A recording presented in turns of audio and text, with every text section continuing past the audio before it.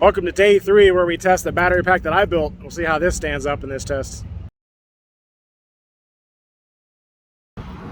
So the good thing with this one is this battery pack will fit inside the shell from the original Autel X-star battery. So I have to make the soldering connections a little bit smaller on the end where the battery goes in, but it will fit in the original shell. So that's good news.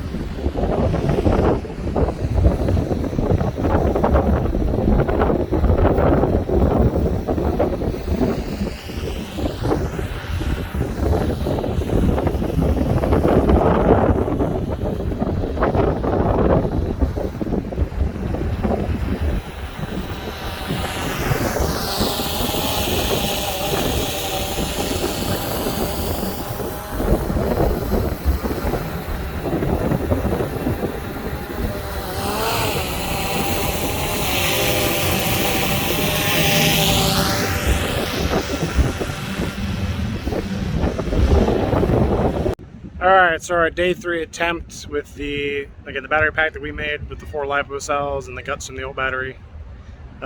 This is the same guts that we're using on the circuitry board and that we're using on the black battery pack that we're testing the off-the-shelf battery.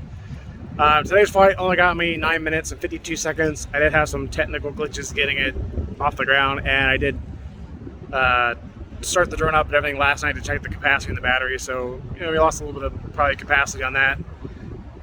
We'll go back and charge it again, see if we can fly it later tonight, again to do one more test with it and see where we're at in terms of capacity. But I did fly with the camera on for a little bit, so again using a little bit more power from the battery pack, so I probably should not have done that to keep the tests consistent with not doing any video, occasionally recording a picture or two. But anyway, so but overall a good test. So almost 10 minutes on this pack, and then we'll go from there.